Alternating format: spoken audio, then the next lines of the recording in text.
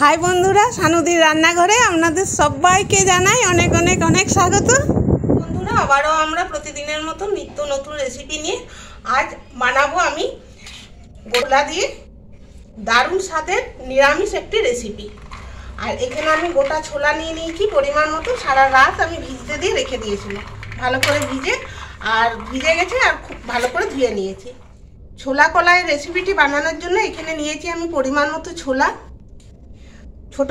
ছোট করে এরকম আলু কেটে নিয়েছি, কিছু নিয়েছি, একটা টমেটো আর শসা কুচানো, আর নিয়েছি নুন আর হলুদ। প্রথমে আমি ছোলা কলাই আর আলু আর টমেটো একটু নুন আর একটু হলুদ দিয়ে সিদ্ধ করে নিচ্ছি। কড়াই বসিয়ে দিয়েছি গরম হওয়ার জন্য। দিয়ে দিচ্ছি পরিমাণ মতো সরষের তেল।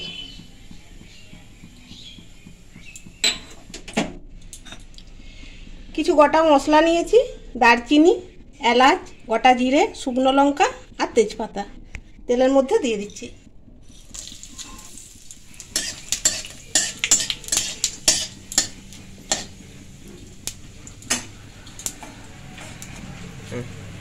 দিয়ে দিচ্ছি বাটা মশলা।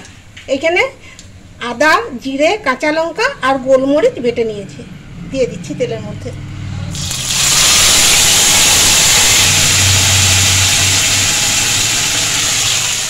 দিয়ে দিচ্ছি পরিমাণ মতো হলুদের গুঁড়ো।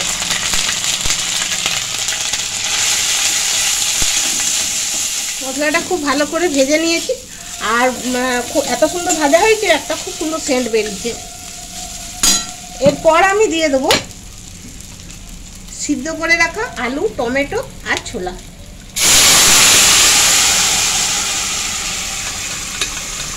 এরপর সব উপকরণগুলো আমি খুব ভালো করে মিশিয়ে নিচ্ছি।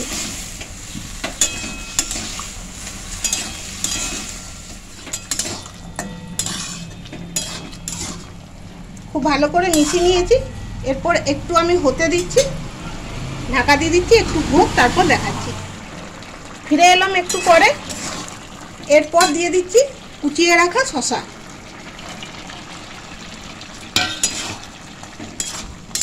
ভালো করে মিশিয়ে নিচ্ছি। শসাগুলো দিলাম, আবারও আমি একটু হতে দেব।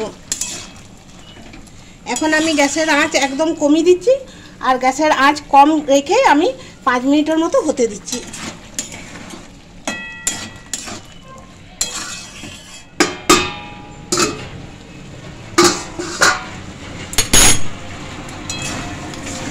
বন্ধুরা, ফিরে চলে এসেছি 5 মিনিট পর। আর এইটা দেখুন অনেকটাই হয়ে গেছে, আর একটু হবে। দিয়ে দিচ্ছি স্বাদ মতো চিনি। চিনিটা আপনারা কম বেশি করে নেবেন, আমি এখানে 1 চামচ দিলাম। দিয়ে দিচ্ছি 1 চামচ দেশি ঘি। বন্ধুরা, আমি যেভাবে বানালাম আপনারাও বাড়িতে এইভাবে বানিয়ে দেখুন, খেতে খুবই সুন্দর লাগে।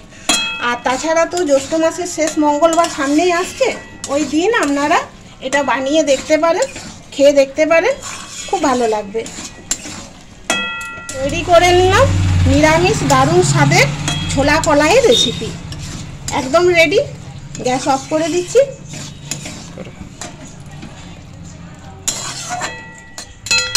একটা প্লেট নিয়েছি, এই প্লেটের মধ্যে আমি ঢেলে নিচ্ছি সবজিটা। বন্ধুরা, আজকের এই রেসিপির ভিডিওটি আপনাদের ভালো লাগলে আমাদের চ্যানেলটিকে লাইক, শেয়ার এবং সাবস্ক্রাইব করে আমাদের পাশে থাকুন, আমাদেরকে সাপোর্ট করুন। আর আপনারা সবাই ভালো থাকুন, সুস্থ থাকুন। দেখা হবে পরের ভিডিওতে।